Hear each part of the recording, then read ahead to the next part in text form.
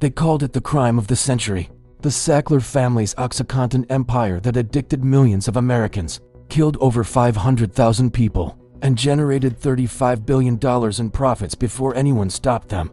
But here's what they don't want you to know. The Sacklers didn't invent this playbook. They copied it, word for word, strategy for strategy, from a family that did the exact same thing 150 years earlier on an even larger scale. The Sassoon family of the 1800s, Jewish merchants who fled persecution in Baghdad and built the largest drug empire in human history. They didn't sell to street corners or individual addicts. They addicted an entire nation. 12 million Chinese became dependent on their product. The Chinese economy collapsed. 2 wars were fought to protect their business model. And when it was over, when the bodies were counted and the damage was done, they didn't go to prison. They got knighthoods. This isn't ancient history repeating by coincidence. This is the same formula, the same marketing strategies, the same corruption techniques, deployed across 2 centuries with surgical precision. The Sassoons perfected the blueprint for industrial-scale addiction in the 1800s. The Sacklers simply updated it for modern America. Create the product, engineer the dependency, control the medical establishment by the regulators. And when people start dying, rebrand as philanthropists and wait for history to forget. But the playbook didn't die with Purdue Pharma's bankruptcy. It's running right now. Antidepressants that create lifelong dependency, ADHD medications that rewire developing brains, benzodiazepines that destroy lives while generating billions. The same families, the same institutions, the same methods. Let me show you how 2 families, separated by 150 years, built identical addiction empires using the exact same playbook, and why understanding their formula is the only way to see what they're doing to you right now. The Sassoon Foundation, Baghdad to Bombay, 1830 to David Sassoon flees Baghdad with his family, not by choice. The local governor is squeezing Jewish merchants for money, threatening imprisonment, confiscation. Worse, David takes his 8 sons and whatever liquid wealth they can carry, and looks for a new base of operations. He chooses Bombay, British-controlled India, where the East India Company operates with unlimited authority and zero oversight. It's perfect for what David has in mind. But here's what you need to understand about what David Sassoon was walking into. The British East India Company wasn't a normal business. It was a corporate empire. It had its own army, its own courts, its own laws. It controlled territory larger than Europe and answered only to shareholders in London. And by 1832, the company had discovered the most profitable product in history, opium. The business model was elegant in its brutality. Grow opium in British-controlled India, ship it to China, where it's illegal but demand is infinite. Get millions of Chinese addicted. Use the profits to buy Chinese tea, silk, and porcelain for European markets. When the Chinese government tries to stop the trade, the British Navy enforces it with gunboats. This is state-sponsored drug dealing, industrial-scale addiction creation, and David Sassoon sees it as the opportunity of a lifetime. Within 5 years, the Sassoons dominate the trade, not by violence or intimidation, but by applying techniques that the Sacklers would later copy exactly. First, vertical integration. The Sassoons don't just buy and sell opium. They control every stage of production. They finance Indian farmers to grow poppies instead of food. They own the processing facilities where raw opium becomes smokable paste. They operate the ships that carry it to China. They run the warehouses where it's stored. They have exclusive relationships with Chinese distributors. This isn't participation in a market. This is market control. Second, medical legitimization. The Sassoons fund studies showing opium's beneficial effects for various ailments. They cultivate relationships with British doctors who prescribe opium for everything, from headaches to depression. They publish pamphlets explaining the scientific basis for opium use. Sound familiar? Third, regulatory capture. David Sassoon becomes a pillar of the British colonial establishment. He funds government projects. He hosts British officials. He provides consulting services to colonial administrators. When regulations threaten the opium trade, Sassoon family input is always considered. The regulators become partners. Fourth, philanthropic cover. The Sassoons build hospitals, schools, and synagogues with opium money. They become known as generous benefactors. When critics point to the source of their wealth, supporters point to the libraries and orphanages they've funded.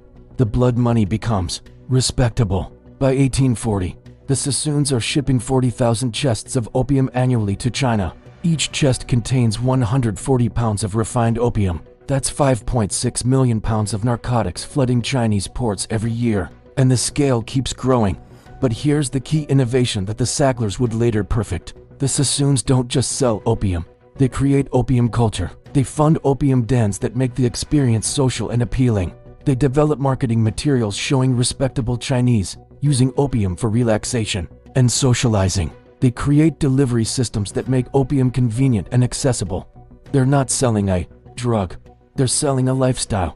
The results are catastrophic for China, but incredibly profitable for the Sassoons. By 1850, an estimated 12 million Chinese are regular opium users. The Chinese economy is hemorrhaging silver to pay for opium. Agricultural productivity collapses as farmers abandon fields for opium dens. The Chinese government tries repeatedly to stop the trade. In 1839, Commissioner Lin Zexu confiscates and destroys 1,400 tons of British opium in Canton. The British response is war. The First Opium War, 1839 to 1842, is fought explicitly to protect the drug trade. British warships bombard Chinese ports. The treaty that ends the war forces China to pay reparations for the destroyed opium and opens 5 ports to unrestricted British trade. Opium becomes impossible to stop. The Second Opium War, 1856 to 1860, happens when China again tries to enforce anti-opium laws. This time, Britain and France together attack Beijing, burn the Summer Palace, and force China to legalize opium completely. 2 wars fought to protect a drug cartel, and the Sassoons profit from both. By 1870, the Sassoon family controls 70% of the opium flowing into China. They're worth hundreds of millions in today's money, and they've established a template that will be copied for the next 150 years. Create dependency, control supply, capture regulators, use violence when necessary. But the most important innovation is still coming. The respectability formula. By 1860, the Sassoon family faces a problem. Public opinion in Britain is turning against the opium trade. Christian missionaries are documenting the destruction in China. British journalists are calling it morally indefensible. Parliament is asking uncomfortable questions. The Sassoons need to transform from drug dealers into respectable businessmen, and they develop a strategy that every subsequent addiction empire will copy. First, diversification. The Sassoons use opium profits to invest in legitimate businesses, textiles, banking, real estate, shipping. By 1870, they can claim their wealth comes from diverse commercial interests, not just opium. Second, geographic separation. The Sassoons move their families to England while maintaining business operations in Asia. Physical distance from the addiction and death makes the wealth seem cleaner. Third, institutional capture. David Sassoon's sons marry into British high society. They buy country estates. They join exclusive clubs. They become integrated into the British establishment to the point where attacking them becomes socially unacceptable. Fourth, philanthropic laundering. The Sassoons fund hospitals, universities, and museums with opium money. But they don't just donate anonymously. They insist on naming rights. Sassoon libraries, Sassoon hospitals, Sassoon schools. The buildings become monuments to their generosity, not their crimes. Fifth, historical revision. The Sassoons fund historians and biographers who present their story as one of immigrant success and commercial innovation. The opium trade becomes a footnote, mentioned briefly if at all. By 1890, the Sassoon family are pillars of British society. Albert Sassoon receives a knighthood in 1872. He becomes the first Jew granted the freedom of the City of London. His son Edward inherits a baronetcy and becomes a member of Parliament. 3 generations from drug dealers to aristocracy, and the formula is documented in their correspondence, their business records, their philanthropic activities. It's a playbook, and 100 years later, the Sacklers will follow it exactly. The Sackler Blueprint. Brooklyn to America, 1952. Arthur Sackler is a young psychiatrist in Brooklyn, with big ambitions and no family money. But he has something more valuable than inherited wealth. He has a plan. Arthur studies the pharmaceutical industry and sees an opportunity that reminds anyone familiar with history of 19th century opium marketing. Doctors control access to powerful drugs, but they make prescribing decisions based on limited information from pharmaceutical companies. Control the information, control the prescribing, control the prescribing, control the profits. Arthur starts a medical advertising agency, McAdams, not to sell products directly, but to sell doctors on products, and he applies marketing techniques that haven't been used in medicine before. emotional manipulation, false urgency, selective research presentation, celebrity, endorsements from respected physicians. This is the Sassoon model updated for American medicine. Instead of marketing opium to Chinese users, Arthur is marketing pharmaceuticals to American doctors who will prescribe them to patients. The first major success is Valium, developed by Roche but marketed by Arthur's agency. Arthur creates advertising campaigns that present Valium as a solution for everyday anxiety, work stress, and relationship problems.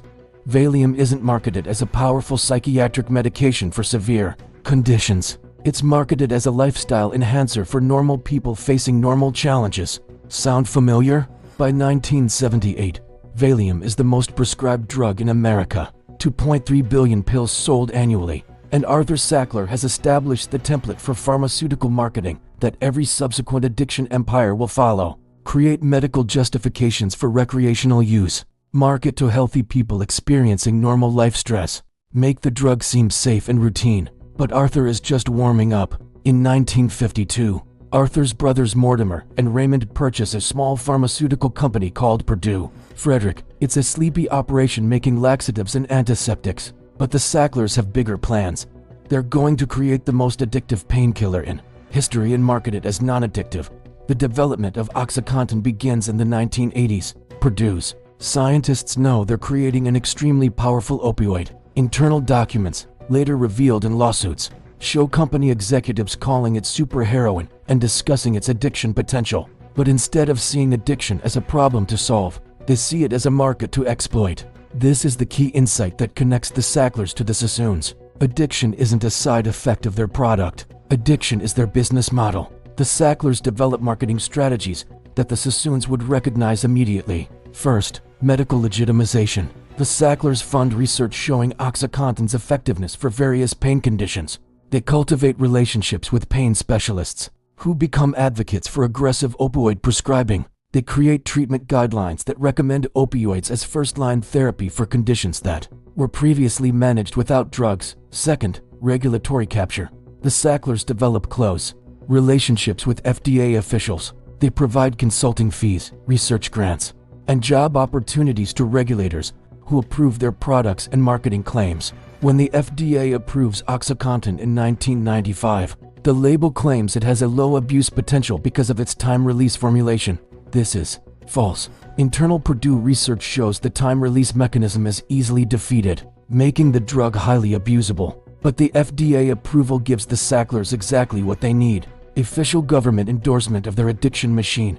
Third, distribution control. The Sacklers don't just manufacture OxyContin, they control its distribution through pharmaceutical wholesalers who are financially incentivized to push volume, not monitor abuse. When pharmacies order suspicious quantities, the distributors ship anyway. When doctors prescribe dangerously high doses, the system continues supplying them. This is vertical integration updated for modern pharmacy chains. Fourth, cultural normalization. The Sacklers create marketing campaigns that present opioid use as normal and necessary. They fund patient advocacy groups that push for pain as the fifth vital sign policies in hospitals. They're not selling a dangerous narcotic. They're selling relief from suffering. The results are catastrophic for America, but incredibly profitable for the Sacklers. By 2010, OxyContin generates $3 billion in annual revenue. By 2015, over 2 million Americans are addicted to prescription opioids. And just like the Sassoons 150 years earlier, the Sacklers used their drug profits to buy respectability. The laundering machine. By 2000, the Sacklers faced the same problem the Sassoons faced in 1860. Public criticism is mounting. Journalists are documenting OxyContin addiction. Government officials are asking uncomfortable questions. The Sacklers deploy the exact same respectability formula the Sassoons perfected. First, diversification. The Sacklers use Purdue profits to invest in legitimate businesses, art galleries, pharmaceutical research, international ventures. By 2010, they can claim their wealth comes from diverse business interests, not just OxyContin. Second, geographic separation. The Sacklers move operations offshore while maintaining residences in New York and London. The addiction and death in American communities becomes physically distant from their daily lives. Third, institutional capture. The Sacklers marry into established American families. They join prestigious boards. They become integrated into elite circles where attacking them becomes professionally costly. Fourth, philanthropic laundering. This is where the Sackler formula reaches perfection.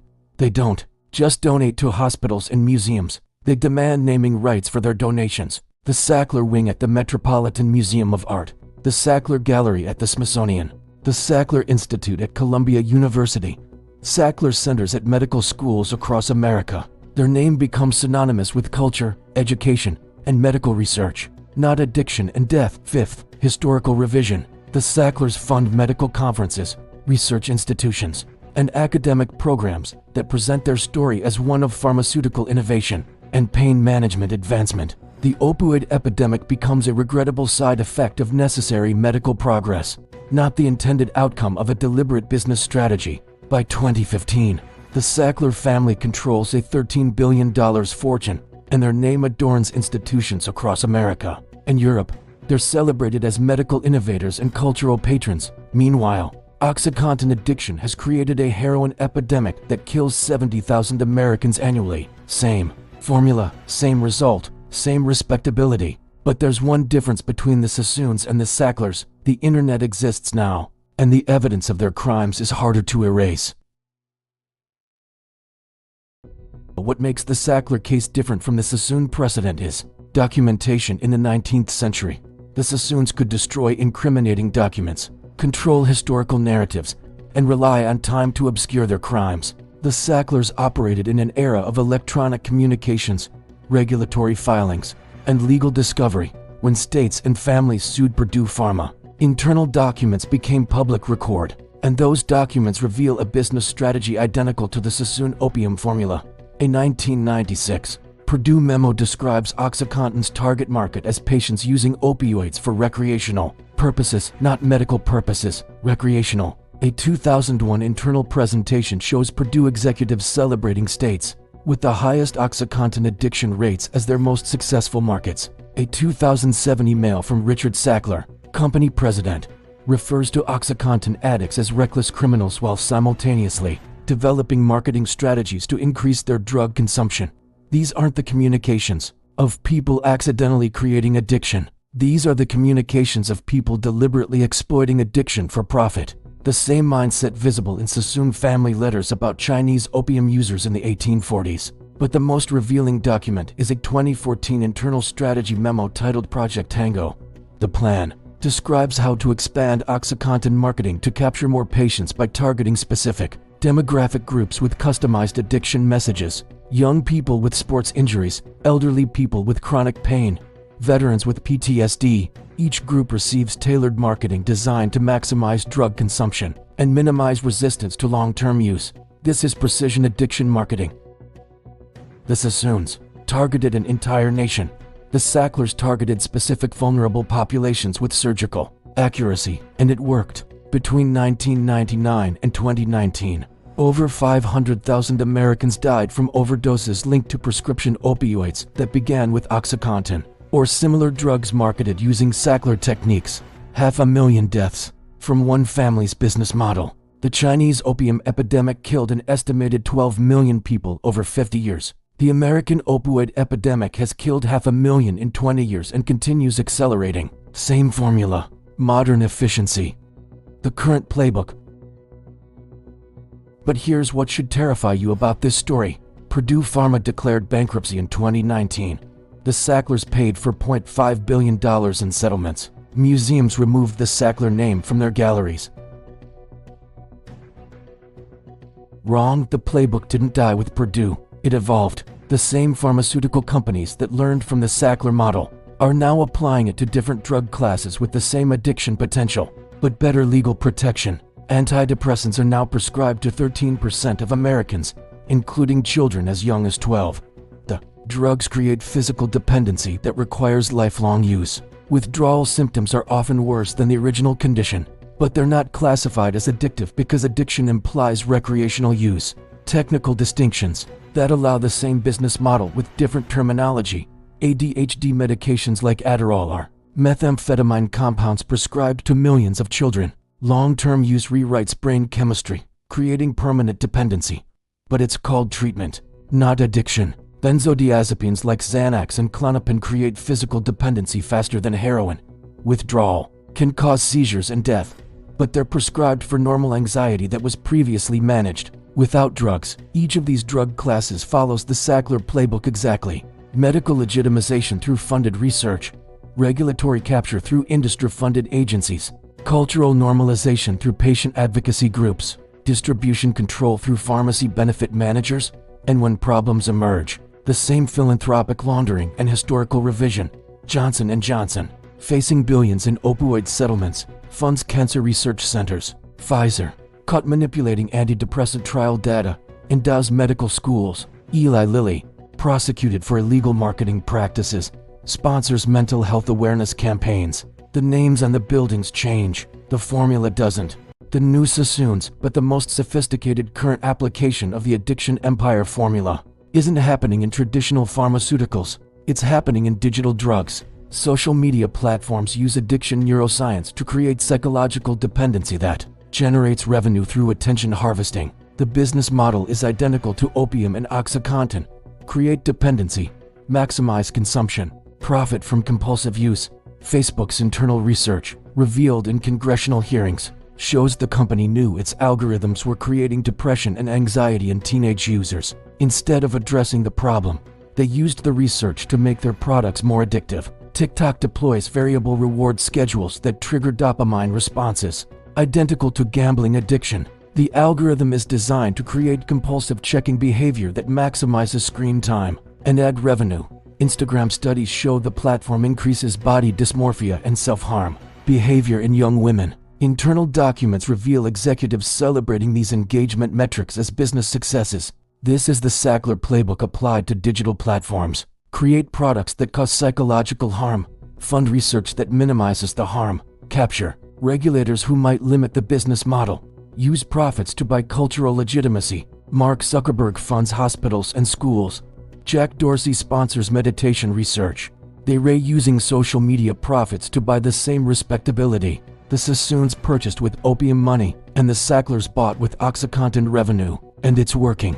Despite overwhelming evidence that social media platforms deliberately create addiction and psychological harm, they continue operating with minimal regulation. The addiction empire has gone digital. The pattern recognition understanding the Sassoon Sackler playbook gives you the ability to recognize addiction empires before they complete their respectability transformation. Look for these warning signs. Products that create dependency marketed as medical or psychological necessities, research funded by product manufacturers that downplays addiction potential. Regulatory agencies with financial relationships to the industries they oversee, philanthropic campaigns by companies facing public criticism, historical narratives that present harmful products as beneficial innovations. Every addiction empire follows this sequence: create dependency, control information, capture regulators, buy respectability, rewrite history. The Sassoons and Sacklers perfected the formula.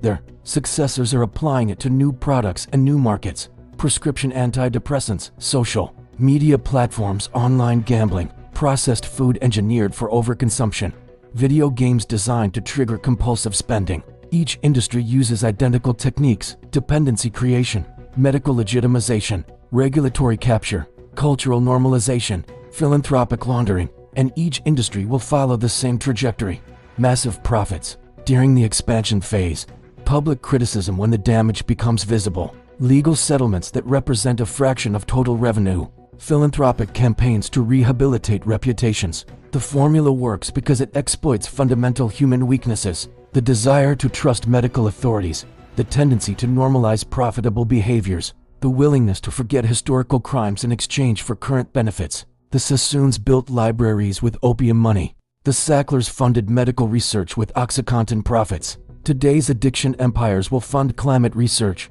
space exploration, and poverty reduction with digital addiction revenue. The buildings will remain. The addiction will be forgotten. The playbook will be ready for the next product, the next market, the next generation of victims. The Sassoon Sackler legacy to families separated by 150 years created identical addiction empires using the same business model, the same marketing techniques, the same respectability strategies. The Sassoons addicted 12 million Chinese to opium and used the profits to buy British aristocracy. The Sacklers addicted to million Americans to OxyContin and used the profits to buy cultural legitimacy. Both families transformed from drug dealers into respected philanthropists within one generation. Both left behind buildings bearing their names and historical narratives that minimize their crimes. And both established formulas that continue generating addiction and profit long after their personal involvement ended. The Sassoon Playbook created the modern pharmaceutical industry's marketing model. The Sackler Playbook created the template for digital addiction platforms. Every current addiction empire uses techniques pioneered by these two families. The products change, the delivery mechanisms evolve, the target populations shift, but the fundamental formula remains constant: create dependency, control information, capture regulators, buy respectability, rewrite history. Understanding this pattern is the only way to recognize addiction empires before they complete their transformation from criminal enterprises into respectable institutions. The next Sassoons are already operating. The next Sacklers are already building their empires, and they're counting on you not recognizing the pattern until it's too late to stop them. The playbook is public record now. The question is whether anyone will use that knowledge to prevent the next mass addiction epidemic. History suggests they won't. The profits are too large, the techniques too refined, the human capacity for forgetting too reliable. But the evidence is documented now. The pattern is visible. And maybe, for the first time in 200 years, the next addiction empire can be stopped before it destroys another generation. Maybe.